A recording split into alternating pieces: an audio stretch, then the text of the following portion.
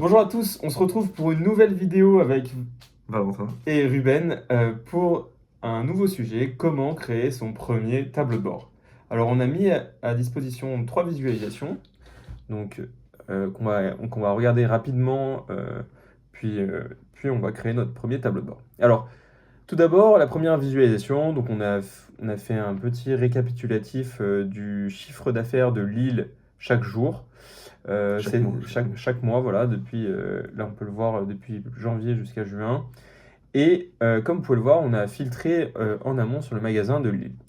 Ensuite, pour notre deuxième visualisation, on a une petite visualisation en donut, où on vient regarder le chiffre d'affaires sur l'ensemble de nos villes, mais global, on n'a pas filtré par date, on n'a pas filtré voilà, sur d'autres champs.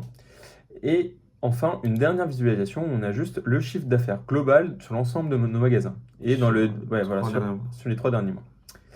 Donc maintenant qu'on a fait nos 3 visualisations, nos 3 explores, on va enregistrer tout cela dans un tableau de bord. Alors je vais laisser la souris, les manettes à Valentin. Yes.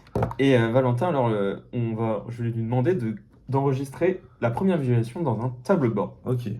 Alors, comme vous pouvez le voir, il va cliquer sur la petite roulette, non, c'est pas le petit engrenage, voilà. Et il y a plusieurs fonctionnalités. Et nous, on va cliquer sur Save dans un nouveau tableau de bord, vu qu'on n'en a pas déjà. C'est ça. Donc, vous avez plusieurs possibilités d'enregistrement. Il y a le Shared, donc c'est le dossier partagé où tout le monde peut enregistrer ses tableaux de bord. Et ensuite, vous avez votre dossier personnel, pardon. Et donc là, on va mettre le nom de notre dossier, puisqu'on va l'enregistrer dans notre propre dossier. Alors, bon, il va l'appeler comme il veut. Donc le tableau de bord, ça va être le regroupement de l'ensemble de nos 3 explores. Donc là, il va juste enregistrer sa première tuile, donc sa première visualisation. Sur Looker, on appelle ça des tiles. C'est pour ça que je dis une tuile, mais sinon, c'est des visualisations à proprement parler. Ok. Donc Je vais l'enregistrer dans Developer Student. c'est ça, c'est ton nom. Là, on est sur Quick Labs, donc c'est pour ça. Et donc là, on peut cliquer sur View Dashboard et on va voir notre première tuile apparaître. Donc, parfait. Et là, ce qu'on va faire, c'est qu'on va faire exactement la même chose sur les 3. Alors, juste avant, tu cliquer sur Cancel, voilà. Et donc, on voit notre première tuile dans le format que les autres utilisateurs verront. Donc, on va faire la même démarche, sauf qu'au lieu de Save dans un nouveau tableau de bord, on va cliquer sur un tableau de bord existant. Donc là, là, ça va être le nom de la tuile qu'on va nommer. Et on va aller dans notre dossier personnel et on va enregistrer notre tableau de bord et on va faire exactement la même démarche sur l'autre tableau de bord. Donc une fois qu'on va faire ça, qu'on a fait ça, le but c'est que ça soit exploitable. Donc on va, par exemple, on voudra filtrer par jour, on voudra filtrer sur un des magasins, etc. Donc on va voir ça tous ensemble juste après. Donc là il peut juste réactualiser sa page et ça va marcher. Donc voilà nos 3 tuiles. Bon, comme vous pouvez le voir, c'est pas très beau. Il manque un peu d'affichage. Donc là, en haut à droite, vous avez juste à côté 3 petits points. Et il va cliquer dessus et cliquer sur Edit Dashboard. Donc dans Edit Dashboard, première chose qu'on peut faire déjà, c'est améliorer un peu l'affichage. Donc sur chaque tuile, vous avez voilà, une petite flèche, un triangle qui est apparu. Donc là, c'est pour augmenter la taille de votre tuile. Voilà, vous pouvez réorganiser. Il y a aussi une autre fonctionnalité dans Settings. Hop, il va le faire, mais hop, dans Settings. Ouais. Non, pas ici, pardon. Je pense que c'est faut cancel. Alors, je sais plus exactement où c'est, mais Tu veux chercher quoi? il y a la possibilité d'organiser par défaut l'affichage avec Looker. Mais je pense que C'est bon. c'était. Je vois ce que tu veux dire. Je sais que c'est ici, mais je sais plus où c'est. Non, c'est pas. Il n'est pas sur cette version en fait. Ah, sûrement, ouais. Il n'est pas sur cette version. Ok. Et donc là, il peut déjà faire son premier enregistrement et on va revenir dans l'edit. Je vous conseille au fur et à mesure de sauvegarder pour pas tout perdre à chaque fois. Alors, en fait, là, quand vous n'avez pas la bande bleue, vous êtes en mode viewer en fait. Vous consultez votre production de votre tableau de bord. Et quand on est en mode edit, c'est ça.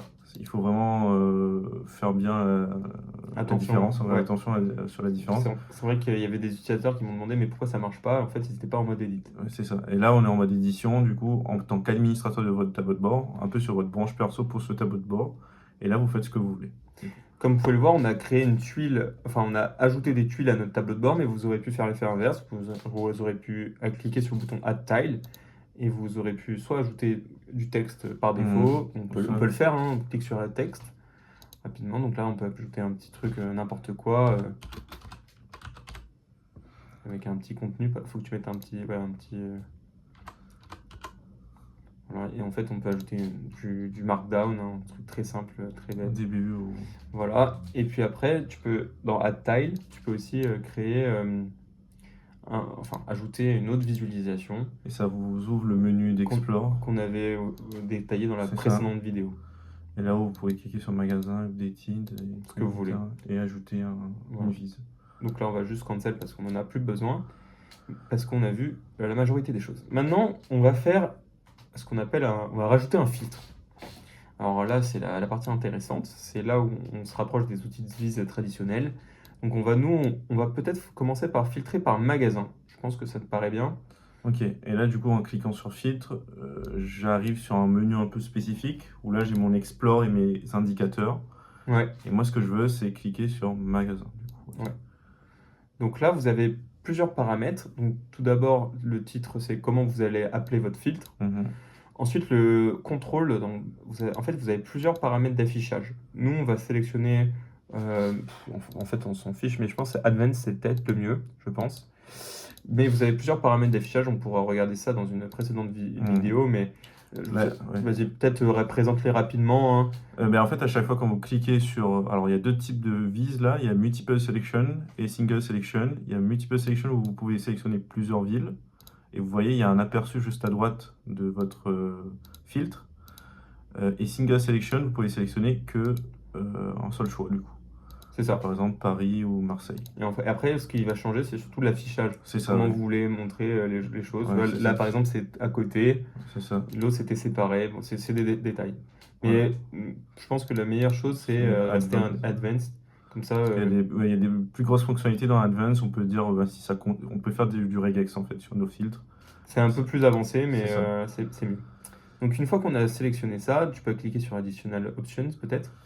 Ouais. Attends, juste ici aussi, il y a la fonctionnalité sur la configuration par défaut. Ouais, ça c'est quelque chose d'assez pratique que vous pouvez utiliser. Lorsque un utilisateur random arrive sur votre tableau de bord, il aura par défaut le filtre additionné. Require a filter value, alors là c'est pratique lorsque vous avez un tableau de bord par exemple. Nous, fréquemment, on a des tableaux de bord qui se basent sur... on peut choisir n'importe quoi. Require a filter value, par exemple, ça force l'utilisateur à filtrer sur une date. En général, c'est notre filtre de partition. C'est là où on va consommer le plus. Et donc, c'est pour ça qu'on met une filter value sur la date. Mais là, on va peut-être pas le mettre parce que c'est une ville. On n'a pas besoin de filtrer par ville. Ça serait plus sur la date où on va remettre le filter value. Et voilà, on peut enregistrer ça pour le moment. Alors, voilà, c'est très bien comme ça. On va enregistrer et on va rajouter un autre filtre. On va mettre la date, la fameuse date dont on a parlé. Vous allez voir que c'est assez intéressant. Hop. Donc là, hop, petite date. Alors vous avez plusieurs manières de filtrer la date. Nous, on va choisir juste au jour, ça te paraît bien. Plusieurs possibilités de date. Nous, on fait souvent par période, c'est plus pratique. L'avantage de Advanced, c'est que vous pouvez dire, par exemple, hier. Donc on peut peut-être mettre Advanced. Et tu mets Matches Advanced. Je crois que voilà, is in the... faut écrire Match. Previous day, voilà. Okay. Et là, on peut dire Require a filter value. Donc là, c'est bien. On a notre date. Hop, on peut peut-être update pour voir ce que ça donne avant de save. C'est une fonctionnalité. En fait, vous êtes en mode une sorte de développement. Vous pouvez tester ce que vous avez affiché. Okay. Donc là, normalement, on va avoir le chiffre d'affaires sur Marseille dans notre première tuile. Ensuite, le donut juste pour Marseille et nos valeurs sur Marseille et pour le jour précédent. Donc là, le temps que ça charge, on peut peut-être montrer les autres fonctionnalités. Dans Filters, toujours quand on add filter, vous avez recréer sur un filtre, ajoute un nouveau filtre. Je vais juste montrer une autre fonctionnalité. Reprends un autre filtre au hasard. Updated at, voilà. À droite, vous avez Tiles to update. Alors ça, c'est une fonctionnalité assez pratique. Par défaut, quand on fait un filtre, on dit que ça va mettre à jour les différentes tuiles. La réalité, c'est que c'est pas tout le temps le cas. Vous n'avez pas forcément envie que certaines tuiles se mettent à jour. Par exemple, là, on a choisi que Previous Day, ça s'appliquait à l'ensemble de nos tuiles. En réalité, nous, on veut pas forcément que le chiffre d'affaires, disons, le jour s'applique à notre chiffre d'affaires global depuis toujours. Donc on peut peut-être lui dire, voilà, on peut cliquer sur None ou on peut directement l'enlever si on le souhaite. Ok, oui. On peut dire, ouais, par exemple, que des mots, ce qui s'applique à UDT Date. Voilà. Ok. Ok. Voilà, donc ça c'était une petite fonctionnalité qui était assez intéressante et c'est pour ça que je vous la partage. Donc comme vous pouvez le voir, notre filtre s'est mis à jour avec nos tuiles qui ont bien été prises en compte, nos filtres qui ont bien été pris en compte. Et donc maintenant qu'on a ça, peut-être qu'il y a plusieurs choses qu'on peut vouloir envie de faire. Tout d'abord, alors toujours dans le menu édition, donc edit, c'est la majorité des choses que vous allez faire dans ce menu-là.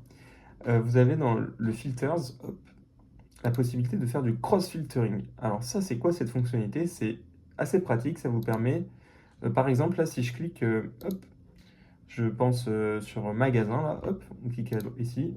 Donc on a la date, et, enfin le mois plutôt, et le magasin, si on ne l'avait pas sélectionné.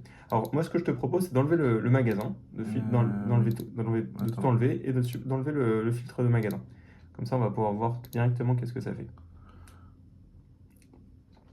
Et juste une fois qu'on l'a fait, on pourra sélectionner le magasin en question et vous allez voir que ça va bien s'appliquer sur le magasin lorsqu'on fera un clic.